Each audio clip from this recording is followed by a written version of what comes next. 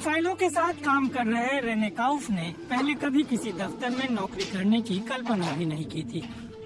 वे 20 साल नर्स रहे, लेकिन उन्हें किडनी की गंभीर बीमारी है, इसीलिए नर्सिंग का काम जारी रख पाना उनके लिए मुश्किल हो गया।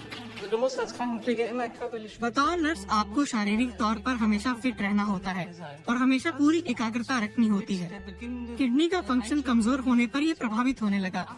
मैं ठीक से काम नहीं कर पा रहा था। काम को लेकर मेरे सहकर्मियों को अक्सर मेरी मदद करनी पड़ती थी।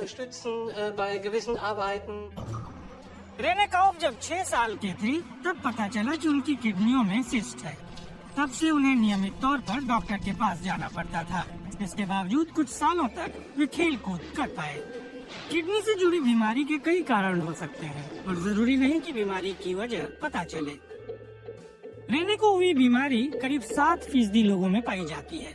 दवा और उसकी ज्यादा खुराक के कारण 12% लोगों को किडनी की बीमारी होती है। इन्फ्लेमेशन की वजह से भी किडनी को नुकसान पहुंच सकता है, लेकिन हाई ब्लड प्रेशर और डायबिटीज क्रॉनिक किडनी डिजीज के मुख्य कारण है। एक बीमार किडनी की पहचान करना आसान नहीं होता, क्योंकि आमतौर पर किडनी में दर्द नहीं होता। प्रोफेसर यूलिया वाइनमन मेंके किडनी विशेषज्ञ है।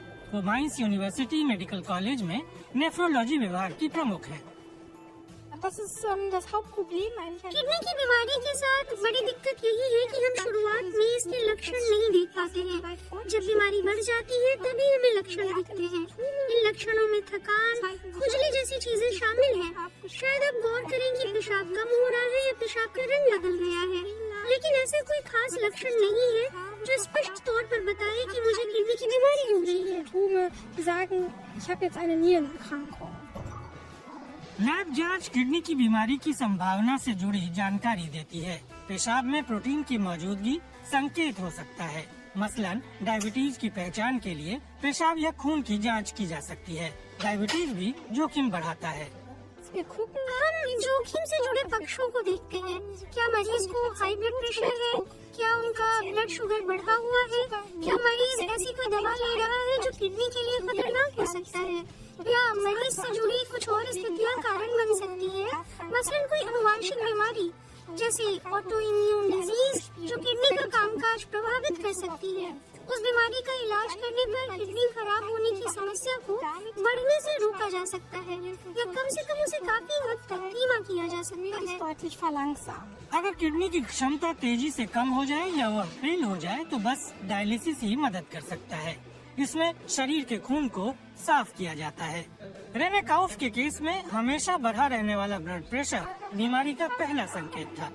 वे किडनी विशेषज्ञ के पास जाकर सालाना जांच करवाने लगे और फिर 30 की उम्र में डायलिसिस शुरू हुआ। वीकेंड के बाद आकर डायलिसिस करवाने से मैं खुश हूँ, क्योंकि मैं जानता हूँ कि जहरीले तत्व फिर से शरीर से बाहर निकाल दिए जाएंगे।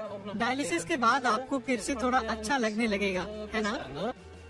रेने काउफ वंशानुगत तौर पर मिली किडनी की बीमारी को रोक नहीं सकते थे, लेकिन कई मामलों में हाई ब्लड प्रेशर और डायबिटीज का कारण बनने वाली चीजों से परहेज करके किडनी की बीमारी को रोका जा सकता है। साथ ही फैमिली डॉक्टर से नियमित जांच भी करवानी चाहिए। बस इसी तरह से इन बीमारियों और क्रोनिक किडनी डिजीज की जल्दी पहचान की जा सकती है और इनका अच्छी तरह इलाज भी किया जा सकता है।